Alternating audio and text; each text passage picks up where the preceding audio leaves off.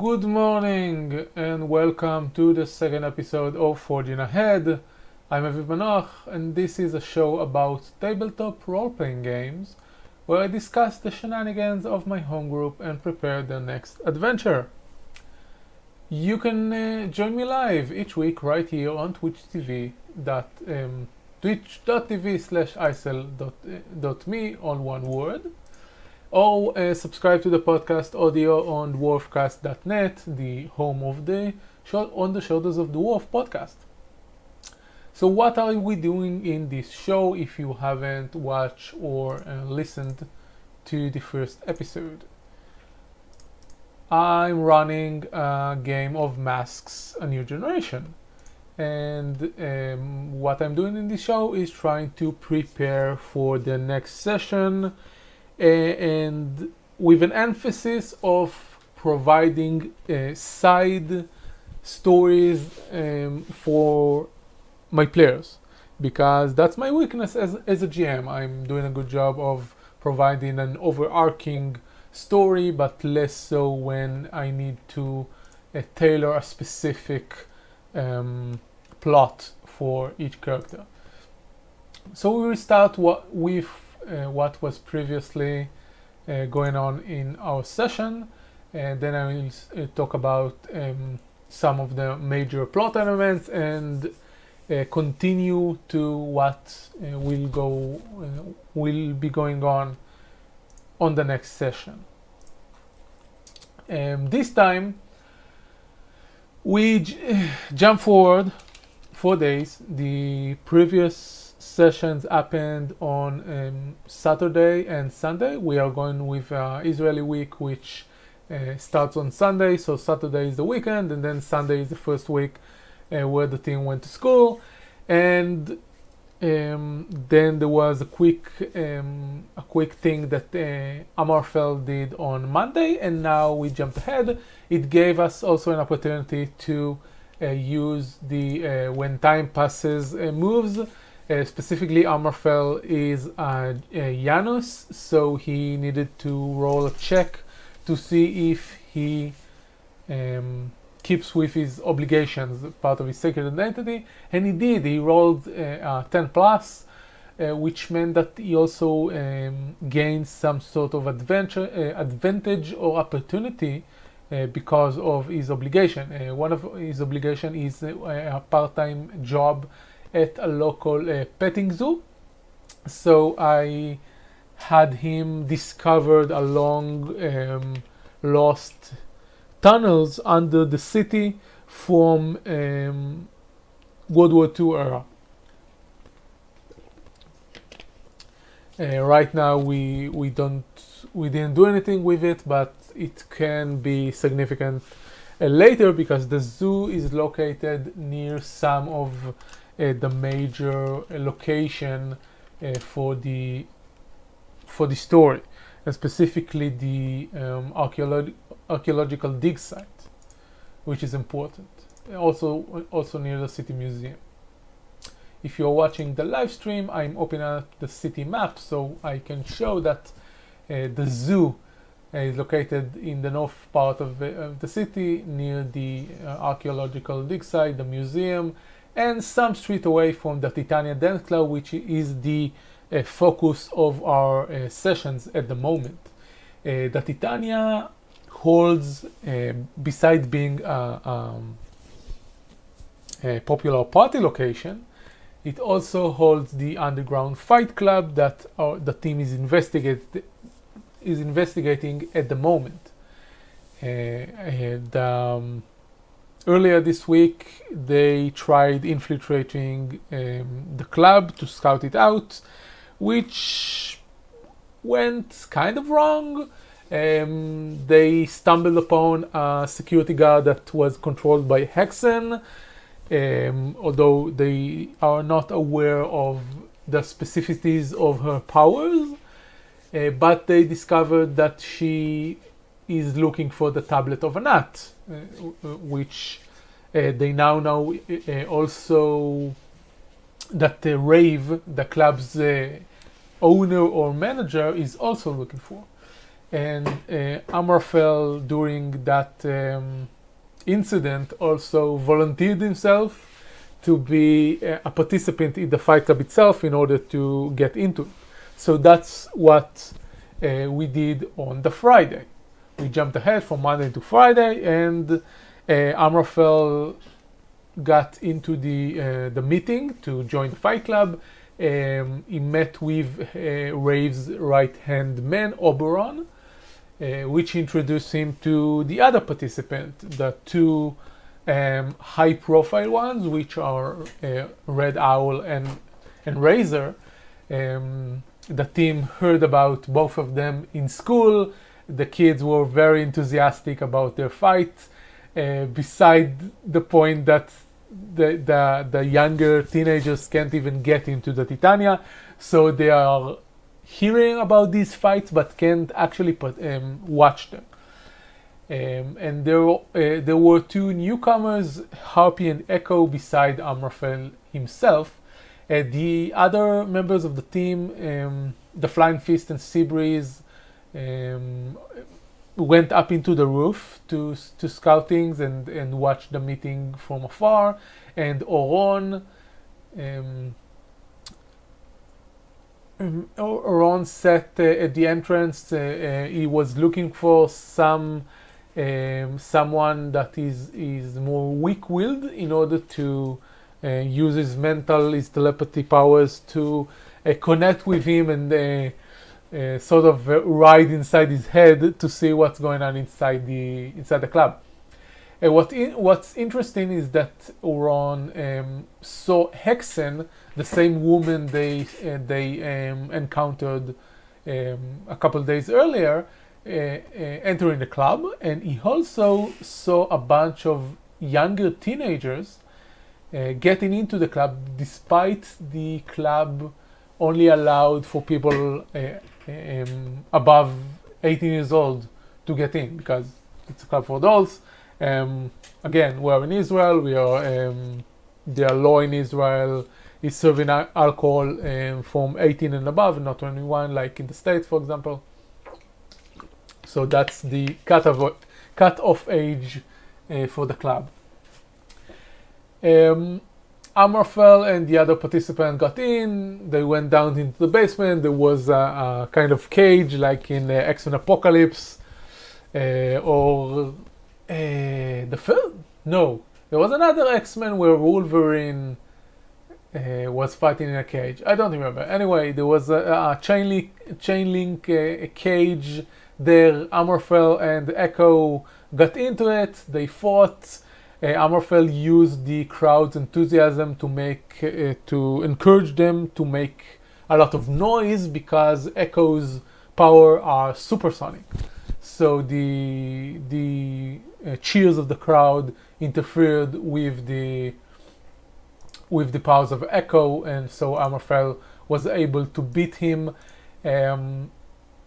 Echo even started begging him to stop at one moment, because I decided that his condition was afraid, and so he tried to make him stop, but Amraphel didn't stop until Oberon stopped him and declared him the winner, and that's the point where we finished the session. Okay, so the next thing I want to talk about is the structure of the factions in the city at the moment. All of the factions I created are connected in some way to the story so far. We had 7 sessions. 2 of them were actually the first session, so you can count it as actually just 6 sessions. But anyway, all of those factions are currently only related to the side stories. I'm still not touching the main plot of the campaign at all. Powerstar is a bit related to the major plot, but it's still his own little storyline and not the overarching plot. So we have the Titania Club, Rave and Oberon. This is the sort of criminal enterprise in the city, despite Rave being very young. She's about 22. She is controlling all the criminal stuff that happens in the city, and her motive, her goal is to keep the stability of the city. She's not evil. She doesn't try to do crime for the sake of crime. She profits from crime, and she wants to keep the city stable. She wants to keep things from deteriorating, and the various wonders faction from fighting each other outright. That's why she established the Fight Club, because she wants to younger wonders to be able to come to the Fight Club and take on their aggression there. She also hopes that if the Fight Club become an established institute, that she can make the warring gangs, wonder gangs in the city, come to the Fight Club and settle their differences in the ring instead of on the streets.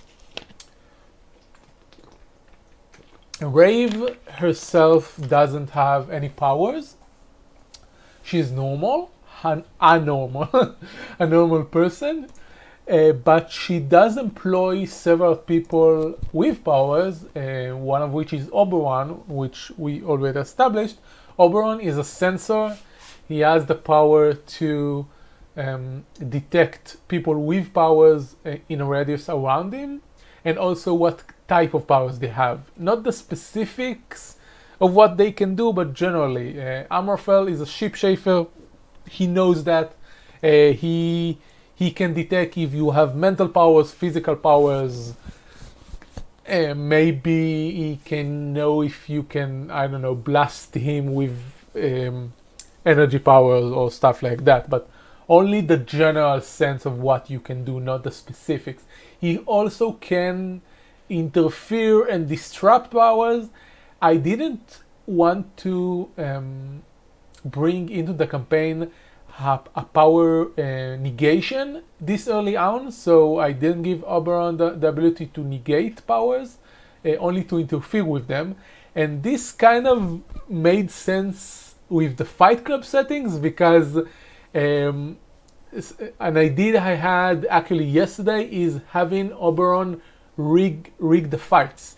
Since he can interfere with people's powers, he can make it so one participant will win over the other, and no one will know. So that's a bit of what I'm thinking about. Rave sent, we'll talk about it in a moment, but Rave is aware that fragments of the Tablet of Anat is being traded in the city, and she wants to get her hands on it because, again, she wants to keep them from falling into the wrong hand, and she wants to profit from it. So she is also connected to that plotline. Next we have the Ankh, which the party already met Hexam briefly, and they don't know anything about the Jackal. The Jackal is the head of the Ankh. He's an older man. He's an Egyptian sorcerer.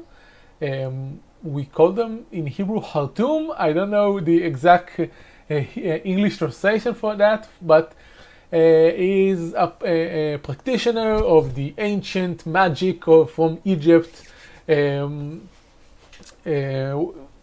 which is actually a wonder, but his powers manifest as spells and magic.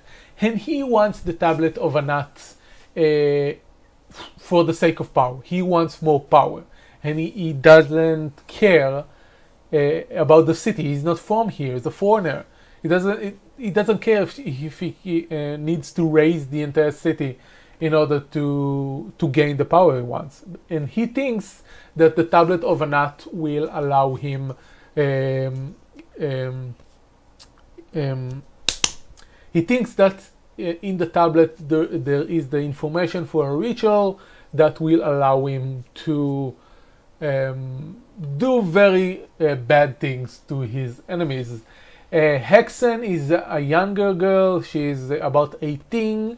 She has the power to influence and connect to people's senses. She can see through your eyes, hear through your ears, but she can also affect your senses. She can blind you, she can make you deaf, she can make you hear high-pitched noises that will pop your ears. She can affect your balance and cause you to feel vertigo, etc. And I have no idea at the moment why she's with the Jackal.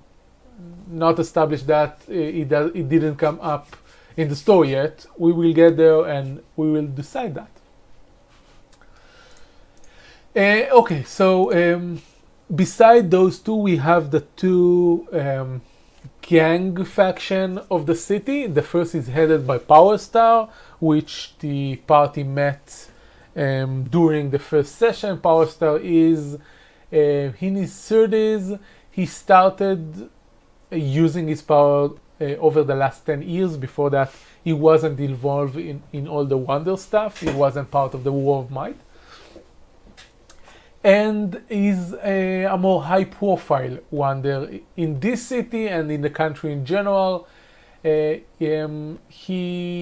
despite actually being an illegal Wonder, because he's not part of the authorities, of the armed forces, he still uses his power on a regular basis to help people until the incident where high-profile Wonders were abducted by what Powerstar thinks is government agents.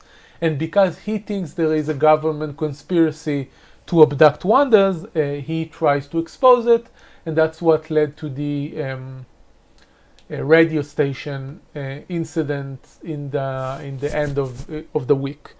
And that what we talked about in the previous episode. So Powerstar, he was defeated by the team at the radio station, but he escaped after that. The police didn't find his body.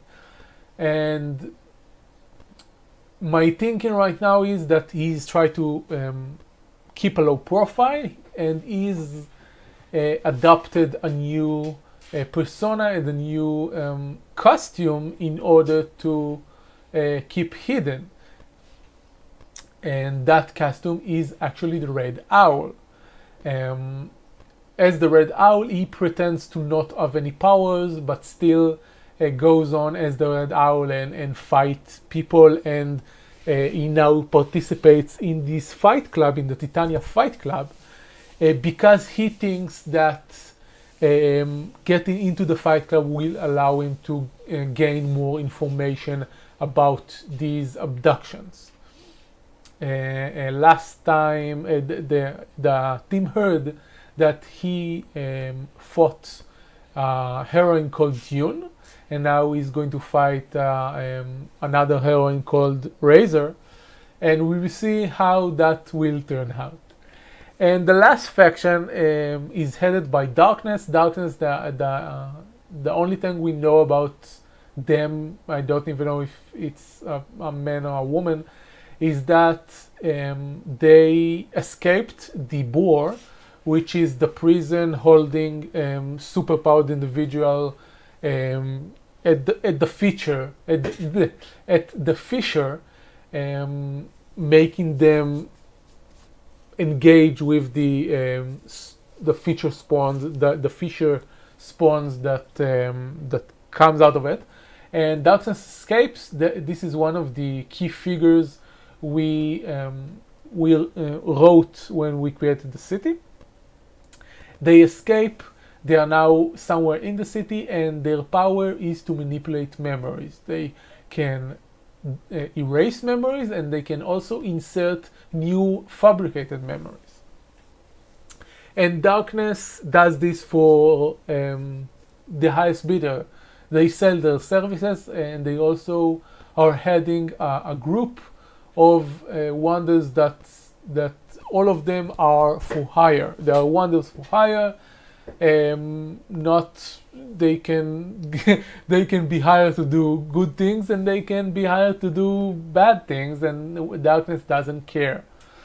And he comes in direct confrontation with the faction of Powerstar, because Powerstar doesn't like that there are people running around being paid to use their superpowers.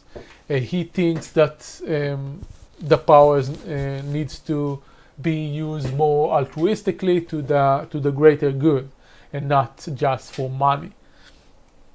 So right now in the city, the people under both Powerstar and Darkness are kind of in a gang war with each other. It's low key at the moment. There weren't any big explosions or anything like that, but it's going to get a lot worse in the following sessions. We are just in the first week, real time of our campaign. So this is part of the things that's going to happen in the future. Okay, so the specific character storylines for Amorphel is connected to the Tablet of Anat through his friend Alex. She's also a key figure in the campaign. Her mother works at the archaeological dig site, and Titania tags are threatening her mother and blackmailing her to bring them the fragment of the tablet. Those are employees of Rave. As I mentioned, Rave wants the fragments of the tablet in order to keep the peace and also gain money. So Amorphel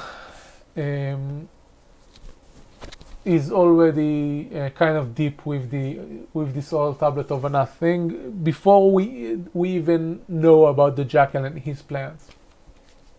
Ron is not aware of it, but the incident which he thought his squad mates and CO were killed in a car accident was actually a false memory implanted by Darkness. And Darkness did this, of course, because they were paid to do this. I think by the CO himself. I think that what happened is that the CO and his squad wanted to escape, wanted to leave the military, and so they fabricated their deaths, which actually the thing that only Ron actually believed that there was a car accident.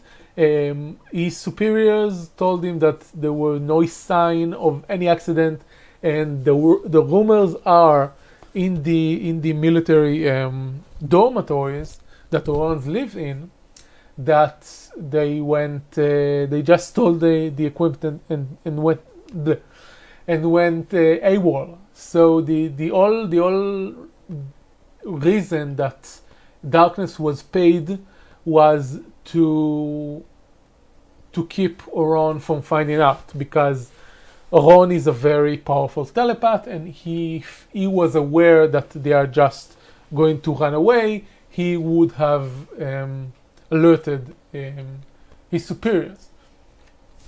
The thing with his storyline that Oron is starting to realize that the organization that took him as a child and raised him and is taking care of him is actually not as altruistic as he thought, and he's trying to see the flaws in them, and we'll see how it will go.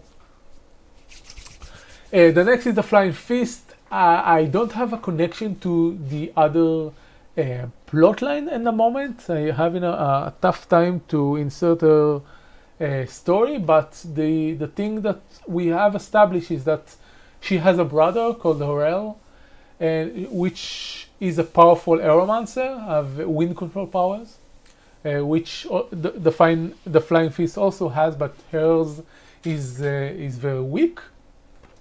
and he was taken by Saraf. Saraf, or Seraph, is the international superpowers law enforcement agency, the parallel of SHIELD, if you may, and we don't know at the moment why he was taken, if it was because he broke the law and needed to be imprisoned, or because he was recruited, or anything like that, but I need to use him. I need to somehow bring a brother back. It can be the actual brother appearing in the story, and it could be rumors about him or some kind of story about him. But one of my goals for the next session is to have something to do with the brother involved.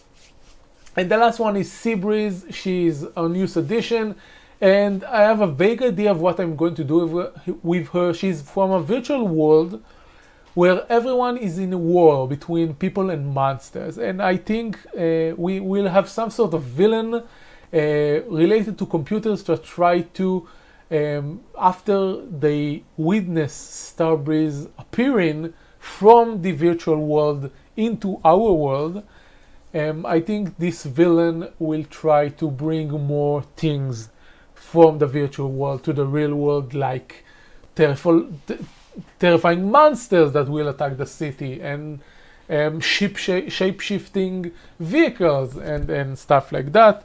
And maybe we will have some sort of overarching plot about the two worlds trying to mix it.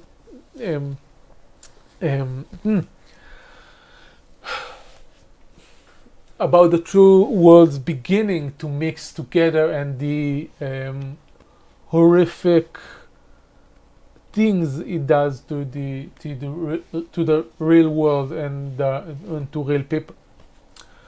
So that's the storylines for the team. The next session specifically, we will have the continuation of the Fight Club, Amorphel versus Harpy. This is we will find out what happens by the roles. I'm not going to interfere with this fight.